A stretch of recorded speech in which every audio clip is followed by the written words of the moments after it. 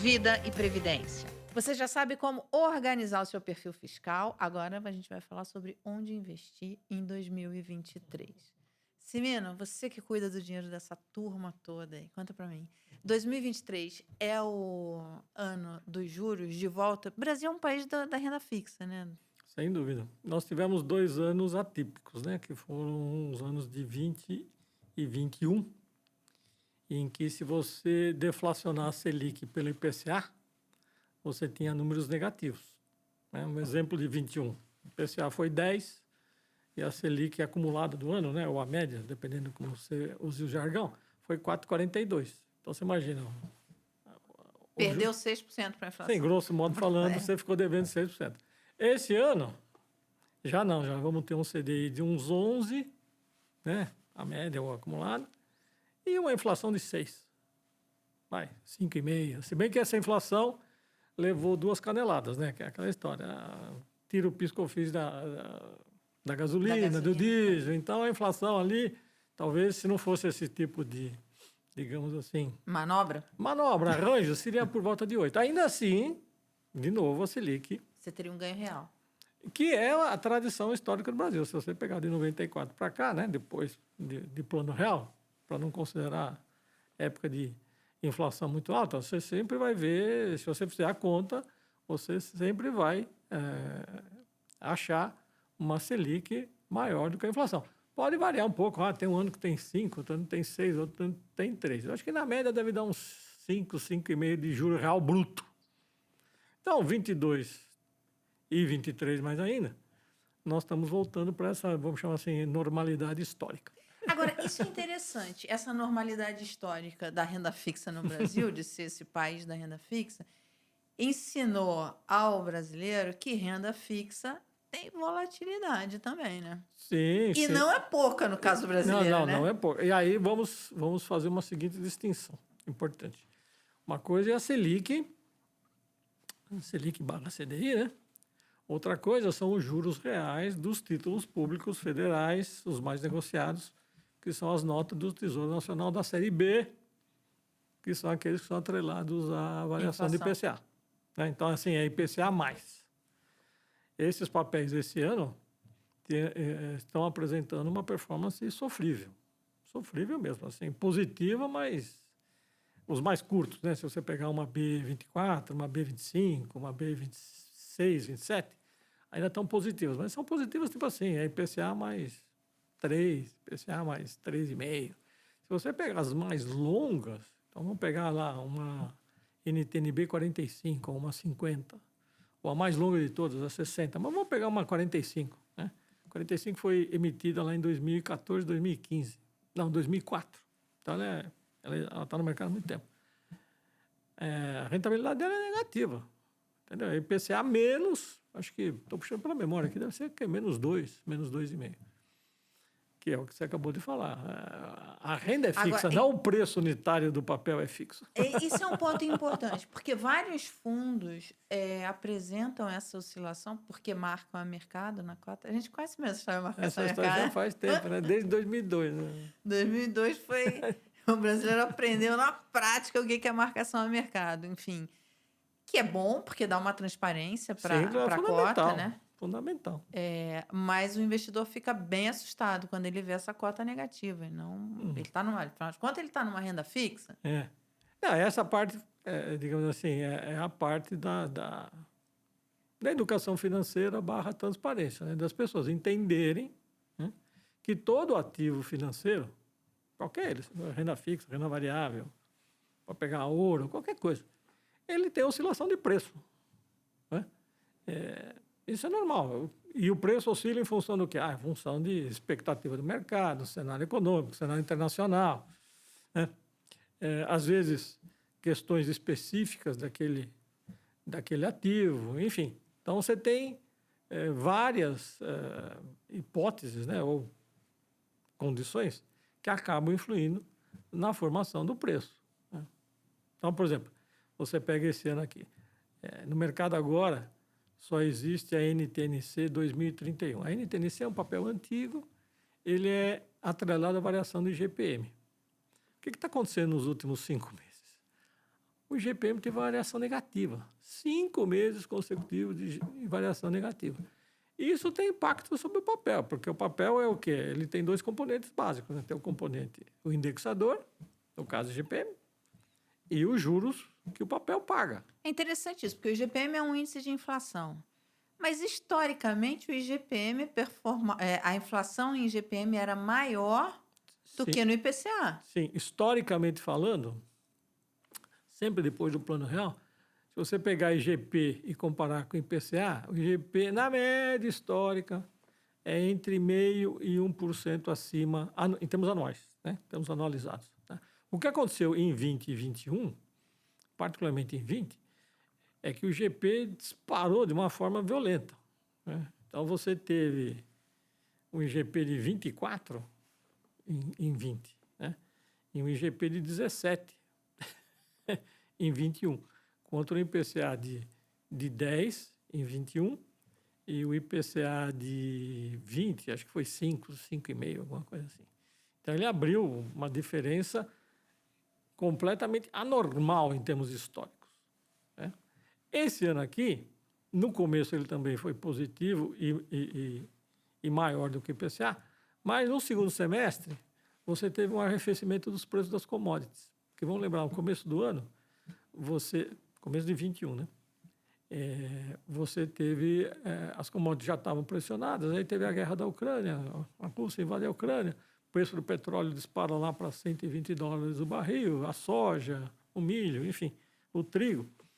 E o que a gente viu nos últimos, de julho para cá, você tem um arrefecimento dos preços das commodities. Umas mais, outras menos. Você pega petróleo, por exemplo, que chegou a bater $120 o barril, ele chegou a bater 80. Quer dizer, você tem um recuo do IGPM, do índice de inflação, da inflação medida pelo IGPM. Por quê? Porque tem que lembrar, o que é o IGPM? O IGPM é um índice de inflação anacrônico, digamos assim. Né? Ele foi criado em 1947. Então, ele tem 30% de um índice de preço ao consumidor, 10% de um índice de preço de construção civil e 60% preço por atacado. E nesses 60% dos preços por atacado, preços ao produtor atualmente é a terminologia, a vasta maioria é commodities.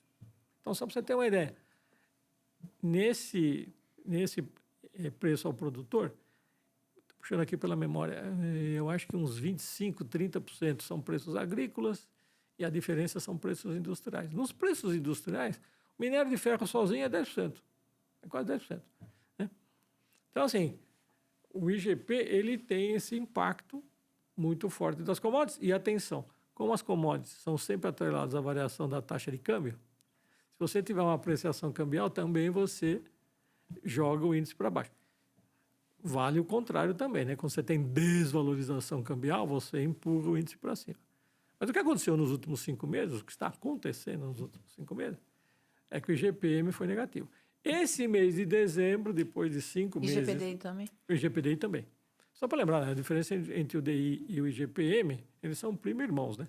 O IGPDI mede a variação de 1 a 30 do mês e o IGPM mede do dia 20 do mês anterior ao 20 do mês corrente. Então, são 10 dias.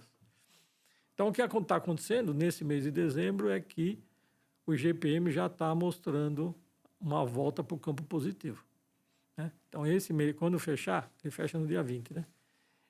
Deve ter aí uma variação por volta de entre alguma coisa entre 0,7% e 1%. Isso tem um impacto na valorização do papel, dos títulos atrelados ao Aí IGPM? vai ter um impacto provavelmente em janeiro, porque vamos lembrar, tem 2 componentes do preço do papel. Tem o indexador e a taxa de juros. E a taxa de juros que o papel paga. A taxa de juros que o papel paga, ela aí atende a outras variáveis. No caso aqui, ela, assim como o juro da NTN-B, ela está muito vinculada no curtíssimo prazo, né, nos últimos 2 ou 3 meses, às expectativas do cenário econômico doméstico em função da questão fiscal. E, se você olhar, os juros pagos por esses papéis, que, sei lá, 3 meses atrás giravam IPCA mais 4,70, né? Agora você tem A B mais longa, que é 60, paga IPCA mais 6,40. Então, abriu quase... Agora, e esses papéis indexados ao IGP, IGPM, IGPDI, quer dizer, eu lembro que no passado eram papéis cobiçadíssimos, justamente porque o índice de inflação em IGP era maior. Quer dizer, aí ele tem esse pedaço que sofre essa influência aí das commodities, onde ele tem, então, um recuo em relação ao IPCA. Agora, você está me dizendo que ele já começa a apontar para uma variação positiva.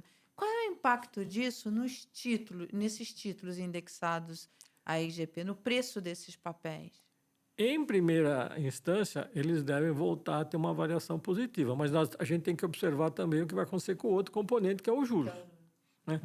Lembrando que na renda fixa, quando a taxa de juros de um papel sobe, o preço unitário cai. Né? Então, o que a gente vai precisar ver é esse juro pago, que, de novo, você pegar a C31, que é a única que existe agora, tá certo? O governo, só para lembrar, né? O governo federal, o Tesouro Nacional, parou de emitir papéis atrelados à variação do IGPM, a tal da NTNC, em novembro de 2008. Foi a última emissão que ele fez desse tipo de papel. Muito bem. Então, o que nós temos que ver agora é, além do indexador, que está voltando para o campo positivo, é a taxa de juros refletir uma melhora da expectativa sobre a economia, particularmente na questão fiscal. Se esses juros, em função de uma melhora da expectativa, começar a recuar, né? Então ele está lá. Esse papel valoriza. Então, ontem, né, pela marcação da Ambima, acho que estava 5,85. Né? Se ele começar a vir, ele vem para 5,70, 5,5, 5,40. Aí você junta as duas coisas, o indexador positivo, a taxa de juros que o papel está pagando está caindo, e aí você o papel volta a ter valorização positiva. Mas só para você ter uma ideia, nos últimos 3 meses, outubro, novembro e dezembro, até onde nós estamos, esses papéis tiveram uma perda de preço de 7,7%. Esse é um ponto interessante. Quer dizer, esses papéis tiveram uma perda de preço de 7%. Isso não significa... E isso, para quem investe via fundos, de uma forma geral, com previdência não é diferente, isso se reflete no preço da cota do fundo. Sim, está lá na cota do fundo. O que vai mostrar uma variação negativa. Se o fundo tiver marcado a mercado, essa componente do portfólio vai ter uma variação negativa. Agora, vamos lembrar, você pode ter outras coisas no portfólio. Né? O que está acontecendo nos últimos meses, e o ano como um todo, né? É que não foi só os ativos de renda fixa que tiveram uma performance ruim. A Bolsa também, esse ano, tem uma performance sofrível. Você vê, nós viramos o ano de 21 para 22, com o Ibovespa 104.822. Tá? E nós, até 2 dias atrás, nós estávamos abaixo dos 104.800. O Ibovespa estava com uma variação negativa. Agora deve estar 106, 107. Também é uma variação positiva, mas não chega a 2% no ano. Né? Se você olhar os fundos imobiliários, também tiveram uma variação sofrível no ano. Né? O acumulado deve estar em 2%, 3%. Então, todos os ativos financeiros, de forma genérica, tiveram uma performance ruim. A exceção são os multimercados estruturados, são aqueles multimercados de maior volatilidade, né? Que tem tido uma performance muito boa, mas tem que lembrar o seguinte, esse pessoal, ele trabalha de uma forma muito diferente, em termos de regulação, né? Do que um fundo de pensão, ou um fundo, digamos assim, mais arroz com feijão, vamos chamar assim. Ele pode ficar vendido. Eles têm normalmente... Ter um risco maior. Tem um risco maior, claro, que aparece na volatilidade. Né? Eles têm uma boa parcela dos ativos hoje no mercado internacional. Então, eles operam muito moeda, juro americano, enfim. Mas esse ano os gestores têm tido um desempenho positivo. Você é um dos gestores mais experientes nesse país. Você já viu muitas crises, já viu muitos governos. Você já acompanhou assim detalhadamente. Enfim, a gente conversa há muitos anos, inclusive. O investidor brasileiro, ele investe olhando para trás. Ele não investe olhando para frente. Ele vai ver as performances e vai investir. Você me disse que 2022 foi um ano muito ruim para os Sim. ativos. E como é que, então, o investidor tem que olhar 2023? Porque ele tá lá, ele tá aplicado em fundos, ele tem a carteira dele. E ele deve estar triste num momento desse, falando, pô, tô perdendo dinheiro em tudo que é lado. Como é que você tem que enxergar 2023? Como é que você enxerga 2023? Eu acho que 2023, digamos assim, a expectativa tem que ser dividida em duas partes. Eu acho que o primeiro semestre vai ser um mundo. Aqui cabe uma certeza maior, inclusive porque o intervalo de tempo é mais curto. E o segundo semestre pode ser outro mundo. Então, vamos pensar no primeiro semestre, né, em que as incertezas estão aí. Então, acho que tem duas coisas muito importantes. A primeira, o cenário internacional, é ver até que ponto a normalização da política monetária dos Estados Unidos vai. Só para lembrar, começo do ano, os juros básicos dele, o Fed Funds, né, eles fazem um intervalo, mas se você pegar a taxa do limite superior, era 0,25.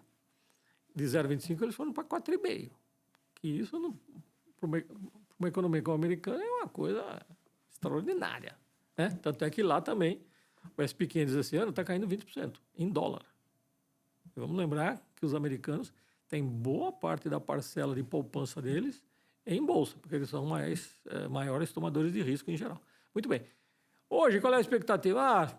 O Banco Central americano deve levar essa taxa de juros básica talvez para 5,25. Né? Mas para isso acontecer, a inflação lá vai ter que começar a dar sinais claros de arrefecimento. E esses sinais claros de arrefecimento não apareceram até agora. Existe uma preocupação de que, em algum momento do primeiro semestre, o Banco Central americano olha e fala, olha, realmente a inflação é mais persistente, mais resistente, e eu não vou parar em 5,25, não, eu vou levar essa taxa para 6. Se isso não é o cenário dominante hoje, dominante em termos de expectativa, mas se isso acontecer, o mundo é outro. Né? E no cenário doméstico, então a gente tem essa dúvida aqui, mas vamos supor que vai para 5,5, 5,25, 5,5. Muito bem. Mas é uma dúvida que paira lá. No cenário doméstico, é o que está todo mundo vendo que nós temos que fazer. Nós temos uma questão de inflação. A Selic, na minha opinião, não vai para lugar algum no primeiro semestre, então estamos com 3,75 e todas as reuniões, 3,75, faz um discurso, né? Pô, estou mais preocupado com isso, estou mais preocupado com aquilo, mas vamos de 3,75 até junho. E vamos lembrar, o governo eleito, que toma posse no dia 1º, até 15 de abril, ele tem que apresentar esse arcabouço fiscal, porque até 15 de abril ele tem que mandar para o Congresso a LDO. A lei de diretrizes orçamentárias. E até 31 de agosto ele tem que mandar o orçamento de 24. Então, ao longo do primeiro semestre, vamos colocar, pelo menos o 15 de abril, que é o primeiro marco, ele tem que mostrar, né, não só com palavras, mas com atos, o que é, digamos assim, como ele vai delinear a questão fiscal, não para emergência. Estamos aprovando a PEC da transição agora, mas o que é 24, 25, 26? Então, eu diria o seguinte, e aí vai fazer uma tremenda diferença do que pode acontecer no segundo semestre. Pode ser altamente positivo, pode não ser positivo. Então, eu diria o seguinte, o primeiro semestre é um primeiro semestre em que a renda fixa que eu digo, o juro básico, a ponta curta, né, ainda deve predominar. Então, você está falando de um juro de 13,75, juro básico, né? Com uma inflação acumulada em 12 meses, correndo por volta de 6, 5. Então, você está falando de um juro básico real, bruto, de 8, 7. É um bom dinheiro. É um bom dinheiro, né? Vamos lá. Isso certamente desestimula você a tomar mais risco nas carteiras, de forma geral, seja no mundo institucional, seja na pessoa física. Agora, a gente tem que estar muito atento, eu diria, no segundo trimestre, né? Que eu acabei de falar. A legislação diz que ele tem que mandar a LDO em 15 de abril. Para a gente vislumbrar o segundo semestre. Olha, tem uma chance de você ter um cenário bem mais favorável para o segundo semestre. Por quê? Porque a proposta fiscal que foi apresentada é uma proposta crível, verossímil, enfim, é positivo. E aí você Nossa, vai... isso deve causar um impacto grande no mercado, no preço dos ativos, né? Exatamente, por dois motivos. Essa sinalização vai abrir espaço para o Banco Central, a partir de junho, por exemplo, começar a reduzir a Selic, porque aí ele consegue enxergar o que é a perspectiva para 24. Então, você pode ter a Selic sendo reduzida, de forma paulatina, claro. E você abre uma perspectiva de tirar risco dos ativos financeiros, praticamente da Bolsa. E aí você pode ter, no segundo semestre, ou na virada, né, uma performance relativamente mais positiva nos ativos de maior risco. Né? Aí você pode ver o Ibovespa tendo um avanço significativo, uma alta, e, sei lá, caminhando para 125 mil, 130 mil pontos, né? Nós estamos rodando a 107. Então, eu diria o seguinte, primeiro semestre, uma postura, tudo indica que uma postura relativamente mais defensiva é adequada, e ficar muito atento nos meses de abril e maio, em termos de sinalização do que pode ser segundo semestre de 23 apontando para 24. E aí sim, dependendo da interpretação, dependendo dos fatos, tem o cenário externo também. Tem a China, que deve retomar o crescimento esse ano e com impacto nos preços das commodities, particularmente no minério de ferro. Aí sim, você pode fazer uma transição de um portfólio relativamente mais defensivo para um portfólio relativamente mais agressivo. Agressivo no sentido de ter mais ativos de maior risco. Aproveitar essas oportunidades. Então, assim, esse portfólio do primeiro semestre, quando você fala ter um portfólio mais defensivo, é um portfólio mais renda fixa de curto prazo. Isso. Aí atende para algumas... Até porque essa renda fixa de curto prazo é caixa, né? Te deixa livre para aproveitar a oportunidade. E tem uma volatilidade muito baixa. De novo, nós vamos estar falando aqui, uma conta simplória. Você tem 13,75, você tem uma inflação acumulada em 12 meses de 6, né? De novo, você está falando aí de juro bruto de 7, 8. Aí tudo bem, aí tem imposto de renda, ainda assim sobra um juro real de 5, sei lá. Com vol baixíssimo, entendeu? Agora, nos fundos que você gere aqui na Vivest, você me fala um pouco deles. Como é que foi a performance deles e como é que você está se posicionando para 2023? A performance deste ano de 2022, infelizmente, é muito baixa. Né? Por quê? Porque nós temos os títulos públicos atrelados à variação da inflação, seja a NTNC, né? Que pouca gente tem. Né? Só para você ter uma ideia de ordem de grandeza. Mas esse é um paradoxo, Cimino, porque esses títulos são muito cobiçados. Mais ou menos. Sabe por quê? No passado, né? Por exemplo, ano passado eles renderam 13% ao ano. Né? Esse ano, vamos chamar assim, é um ano atípico. Por quê? Porque você está combinando o indexador negativo, né? Ou muito baixo, com o aumento do juro que pago. Né? Então, esse ano aqui, e particularmente nos últimos 3 meses, foi muito difícil. Muito difícil. Por conta dessa situação que você exatamente. Contou. E nós temos, no nosso portfólio, nós temos 32% atrelado nesse tipo de papel. Nós estamos falando o seguinte, nós estamos falando redondos. Nós estamos falando de um portfólio de 36 bilhões e nesse ativo você tem 11 bilhões. Aí você tem 11 bilhões que nos últimos 3 meses tiveram uma rentabilidade negativa de quase 8%. Isso dá 880 milhões. Veja, isso é valor contábil, ninguém vendeu papel, ninguém realizou a perda, mas o valor contábil está aparecendo na cota. A parcela de bolsa também, a bolsa não foi muito favorável. Ainda que nossos fundos tenham tido uma rentabilidade um pouco superior ao Ibovespa, né? Aí, de novo, o Ibovespa no ano deve estar subindo 2%. Né? Nós temos o nosso fundo atrelado que persegue o Ibovespa, está subindo 1% a mais que o Ibovespa. Então, se o Ibovespa está subindo 2%, está subindo 3%. Os fundos imobiliários, que aí é uma parcela pequena, também tiveram rentabilidade baixa, né? Porque o fundo imobiliário no Brasil ele é muito correlacionado com os juros. À medida que os juros foram subindo, né? Claro, de novo, hoje em dia, os fundos imobiliários no Brasil, 75% da liquidez está na mão da pessoa física. E a pessoa física faz muito essa comparação, né? O que eu estou ganhando aqui, o que tem a Selic ali? O que eu estou ganhando aqui, o que tem a Selic ali? Então, assim, no conjunto, né, nós devemos ter, e arredondando os números, uma meta atuarial por volta de 11% no ano, 11,1%, né? E a nossa rentabilidade ainda não está fechada, né? Dezembro ainda está correndo. Os 2 últimos dias deu uma melhorada. Mas a gente deve ter uma rentabilidade nominal, alguma coisa em torno de 6%. Um pouquinho abaixo de 6 ou um pouquinho acima de 6. Ou seja, vamos ficar devendo 5 pontos percentuais para a meta. Mas boa parte disso está na NTNC. Claro, nos anos anteriores já ajudou muito, sem dúvida. Mas não há bem que sempre dure, nem mal que nunca se acabe. Mas aí é a questão contábil desse papel. Sim, que é a marcação a mercado, que Exatamente. é você ter o espelho. Quer dizer, se houver essa recuperação, isso reflete em 2023. Eu tenho esperança que no primeiro trimestre de 2023, em função de que o indexador volta a ser positivo, né? E se a gente tiver uma sinalização minimamente positiva também em termos de expectativa, na questão fiscal, na questão internacional também, eu acho que os juros que o papel está pagando, que de novo está por volta lá de 5,80, ele pode apresentar algum tipo de fechamento, usando o jargão de mercado, né? Então, o que vai significar um ganho, né? Que vai significar, porque aí você combina o ganho do indexador com o ganho do juros. Então, se vier de 5,80, vai para 5,5, que não é nada demais. Já, aí você volta a ter uma performance positiva.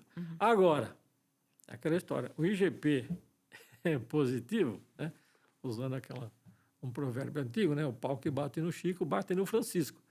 Por quê? Porque ele também impacta a meta atuarial. Tá. Então, a meta atuarial dos últimos meses, ela foi relativamente baixa. O problema, por quê? Porque está atrelado ao IGP. O problema é que os ativos foram ainda piores. Né?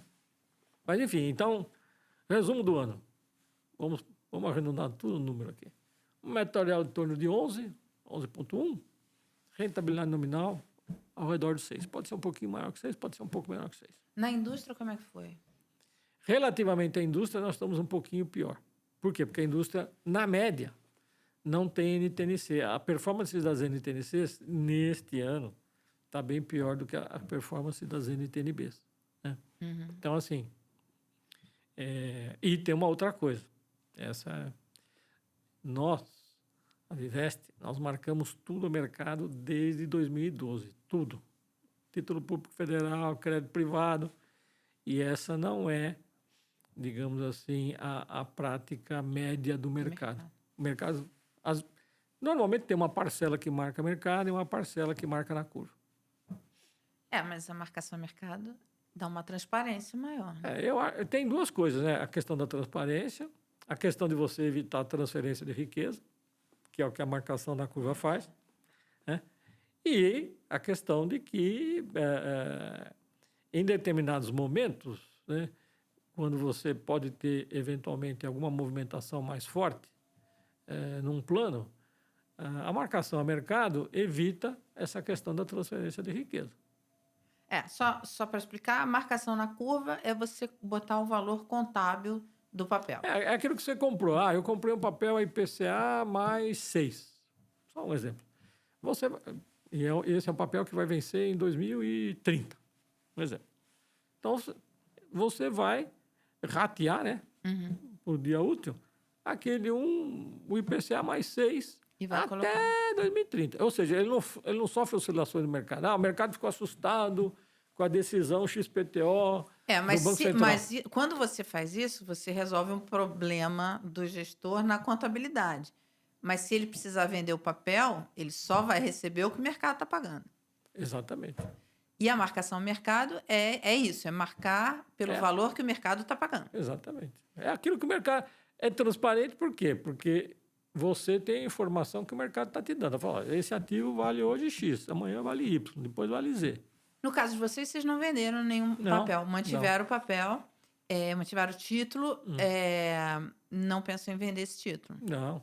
Porque tem uma taxa de juro boa ali interessante. dentro. Não, né? e no caso da CES, em vários planos, né, ele faz casamento com o passivo. Vários planos. A Vivest é muito patrocinada. Nós temos 2 planos hoje, que o indexador é atrelado à variação do IPCA. Mas todos os demais, que são a maior parte, em termos de valor, eles são atrelados à variação de IGPDI. Né?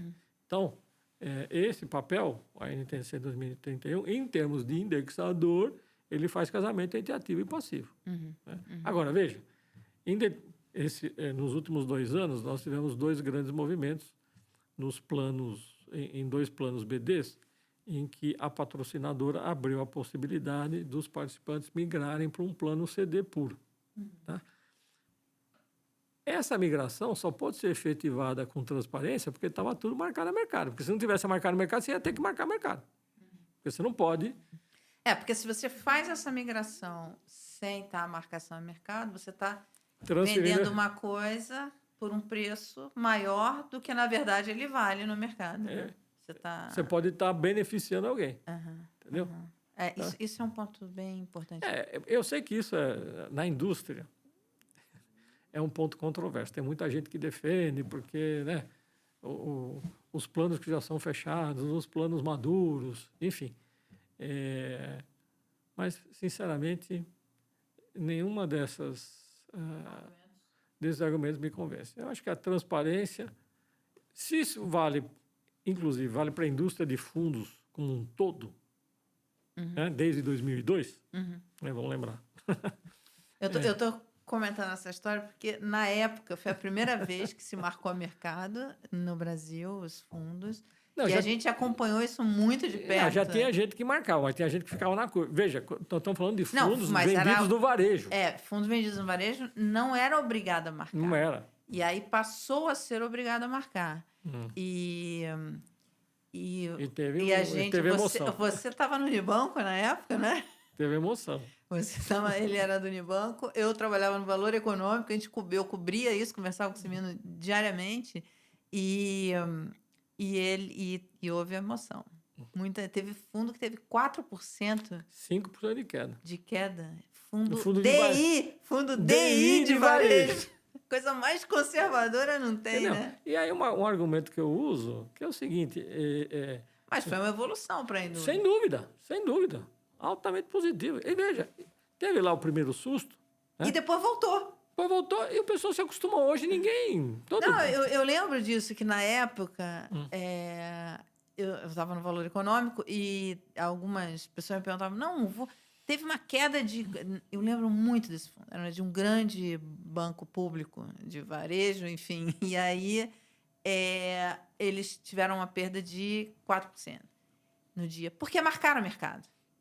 Então, naquele dia teve aquela... E aí, muita gente perguntou, perdeu no fundo DI, fundo com isso aqui, o que está acontecendo? Não sei. Eu falei, calma, é só uma questão contábil, isso vai voltar. E voltou. Quem tirou dinheiro perdeu 2 vezes. Porque tirou depois da marcação e perdeu porque ele voltou para o fundo, porque o fundo é uma rentabilidade enorme lá na frente. Entendeu? Então, assim, se... um participante, né, que tem aplicações em fundos no varejo, né, nos bancos, qualquer banco, grande banco, pequeno, enfim. Se ele se acostumou com a marcação ao mercado lá, por que ele não pode se acostumar com a marcação ao mercado enquanto participante de um fundo de pensão? Para ele é uma proteção, né? Entendeu? Eu não entendo essa... Eu chamo de dupla personalidade, né? Então, assim, lá ele consegue entender. Enquanto um aplicador normal, né, de varejo, vamos chamar assim, ele compra uma cota de um fundo no Itaú, no Bradesco, no Banco do Brasil, enfim, no Santander, agora ele entende a oscilação. E aqui, enquanto participante de um fundo de pensão, ele não entende. Quer dizer, definição... porque a marcação mercado é uma coisa que, sabe, incomoda. Você não sabe... E também você não sabe se faz mal com leite, porque é difícil de entender essa coisa, essa variação na renda fixa, né? É uma coisa mais complicada, eu acho, de entender. Mas, principalmente eu acho que para a transparência da gestão, ela é um ganho incrível. É fundamental, entendeu? Bem, para a gente caminhar aqui para o fim, Bolsa... Tem algum setor que você enxerga como, num governo Lula.3 agora, quer dizer, você acompanhou os 2 governos Lula lá, e agora, o que você acha que vai acontecer? Setores tipo saneamento, vai ter retrocesso no marco do saneamento ou não? Empresas de saneamento continuam a ser interessantes? o governador disse que vai privatizar Hum. a empresa de saneamento aqui de São Paulo. Como é o nome? Sabesp. Sabesp. Vai privatizar a Sabesp. E, enfim, e outras coisas aí que estão acontecendo nos setores, perspectiva de crescimento econômico, infraestrutura, que tem se batido muito nessa questão da necessidade de investimento em infraestrutura. Tem algum setor específico para o investidor ficar de olho ali para quando for se posicionar em bolsa? Eu acho que em termos setoriais, precisa tomar cuidado também quando a gente fala em termos setoriais, porque dentro de um determinado setor... Tem todo tipo de empresa. Você pega, por exemplo, pega o varejo no Brasil. Né? Os papéis de bolsa, acho que nós temos mais de 20 papéis que você pode considerar varejista. Né? Desde um açaí, que é supermercado, uma loja Renner, Via Varejo, Natura, enfim, vinculados a consumo. Né? Apesar de estar num setor de forma agregada, a dinâmica individual é muito diferente. Né? Eu diria que o portfólio, eu ficaria muito atento para um equilíbrio entre empresas exportadoras, porque se a gente tiver uma recuperação da China, isso pode ter impacto em preço de commodities, minério de ferro, por exemplo, aço. Né? Com empresas, aí não vou falar em termos de setores, mas acho que a empresa tem que ter alguns atributos muito específicos. Né? Primeiro, se ter uma boa administração, se ter um endividamento relativamente baixo. Né? Se você pegar a dívida líquida pelo lucro operacional abaixo de 2 vezes. Né? Ou seja, então ela tem poder de mercado, ela tem uma fatia de mercado importante, então de tal forma que ela possa, o tal do pricing power, né? Ela tem capacidade de repassar preço se houver aumento de custo. Né? Então, assim, no fundo, são empresas resilientes. Quando você vai a gestão, a forma como ela opera, fatia de mercado, robustez financeira, é um pessoal que tende a ter uma resistência maior em cenários adversos. Né? Porque então você está imaginando um cenário adverso? Não, mas assim, é uma espécie de defesa. Né? Assim, são sobreviventes, é aquele cara que sobrevive. Né? Mesmo num cenário adverso, provavelmente é uma empresa que os papéis caem menos do que a média. Né? Eu acho que isso é uma questão controversa, inclusive no meu time, mas eu acho que o setor financeiro é um setor interessante para se investir também. Né? Os grandes bancos, né? Porque eles têm uma capacidade de adaptação absurda. Né? A gente já viu isso desde a época da hiperinflação. Né? Então, assim, é buscar um portfólio equilibrado, não fazer uma aposta assim, eu analiso, identifiquei o papel A e B e cravo a aposta no papel A e B. Acho que essa abordagem é uma abordagem Risco alto.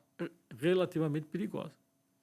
Entendeu? Dado o tamanho da incerteza que você tem. Então, procurar equilibrar. Né? Assim, é um tanto de exportadora, é um tanto de mercado doméstico, é um tanto de setor financeiro, que eu falei que tem essa capacidade de adaptação muito grande. E quais são os pontos, para a gente ficar atento em termos de notícia, que vão dar o tom no preço dos ativos? Reforma tributária? Eu acho que no cenário externo é o que eu falei, até onde o Banco Central americano vai precisar elevar o juro básico. De novo, hoje a expectativa média básica é assim, ele está em 4,5, ele vai a 5, 5,25 e para. Então, isso é o que está na mesa hoje e é o que está nos preços, digamos assim, porque essa é a expectativa. Se ele precisar ir além disso, tem impacto negativo nos preços. Né?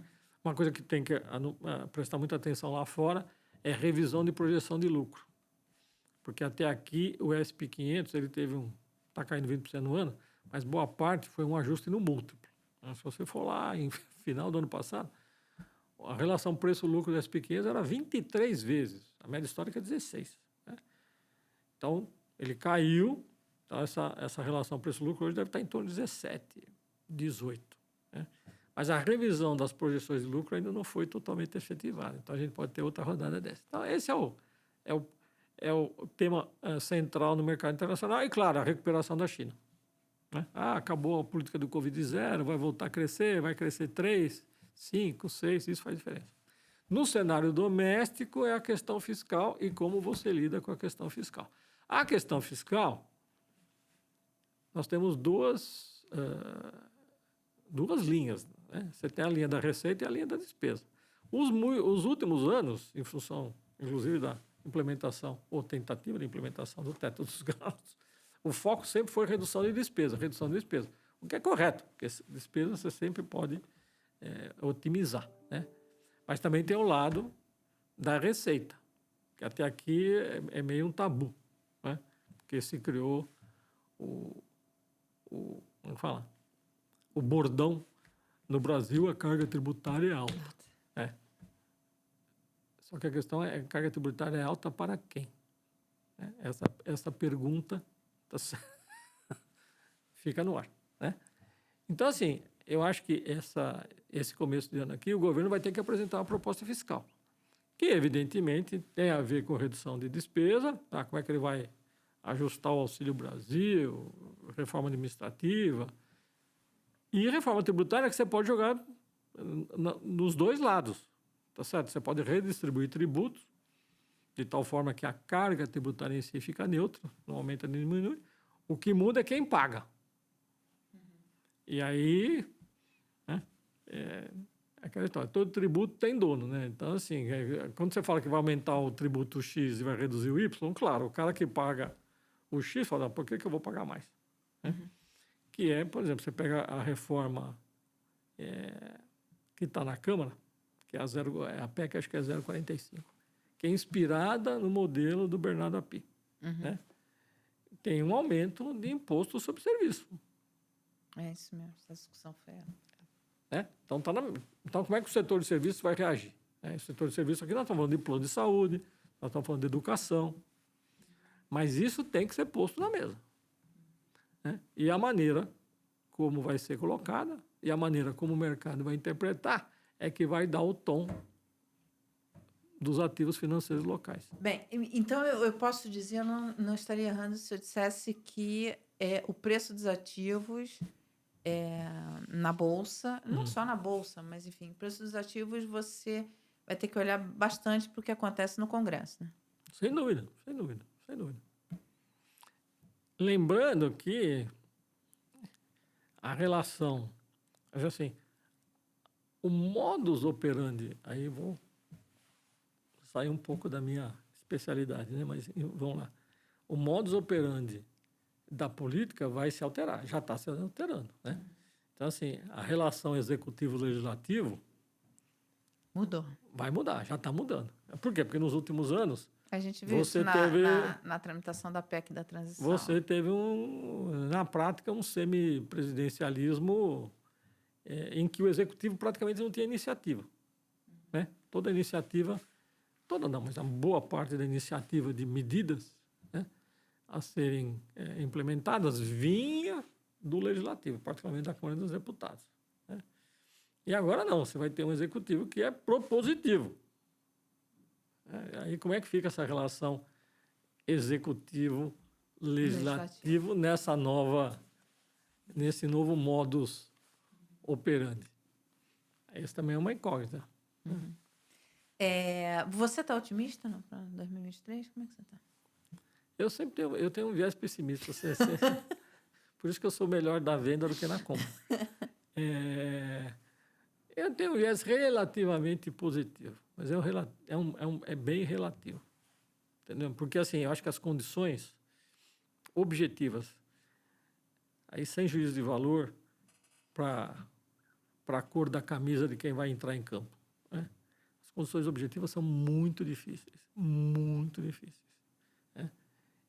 E, no caso, para fazer a comparação, porque o Lula lá em 2003, só que as condições de 2022 são muito distintas de 2003, né? Seja na instância econômica e particularmente na instância política. E o cenário externo também. Então, assim, é outro mundo. Né? E as circunstâncias, em termos de condução do dia a dia são bem mais complexas. Bem, para a gente encerrar, o que você diria para o participante da Vivest em relação a 2023? Bom, vamos começar por relação a 2022. 2022 não foi fácil. Eu particularmente, estou na Vivest há 17 anos, eu posso estar enganado, mas eu acho que esse ano de 22, em termos de rentabilidade nominal, é a mais baixa desses 17 anos. Em termos de atingir a meta? Não vamos atingir. Não, então, não vai atingir, mas nesses anos, quantas vezes vocês não atingiram a meta? Nesses 17 anos que eu estou lá, acho que uns 4 ou 5 anos a gente não atingiu a meta. Ou que significa que em 12 ou 13 nós superamos a meta. Mas é que os últimos anos foram particularmente difíceis. Esse ano aqui foi particularmente difícil. 2023, eu acho que a gente tem uma chance de voltar a ter uma performance mais próxima da meta, né? Sempre considerando todas aquelas observações a respeito do cenário, né? E sempre lembrando que a gente tem uma condução, e aí é o time de investimento, né? Não é só a minha figura, evidentemente. A gente sempre tem uma postura de montar os portfólios com uma relação risco-retorno compatível com o passivo, né? Então, assim, o nosso portfólio nunca é, vamos chamar assim, ultra agressivo, nem também é hiper defensivo. Já foi. Teve momentos que nós chegamos à conclusão que, olha, 2012 e 2013, nós chegamos à conclusão, olha, vamos ter 5% de renda variável, porque o cenário é muito complicado. Então, assim, uma visão relativamente otimista, mas que exige uma disciplina de acompanhamento cotidiano muito grande.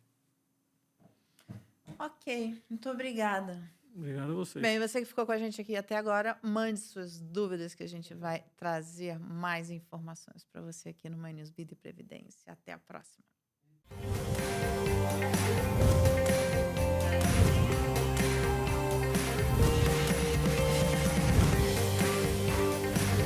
My News Vida e Previdência.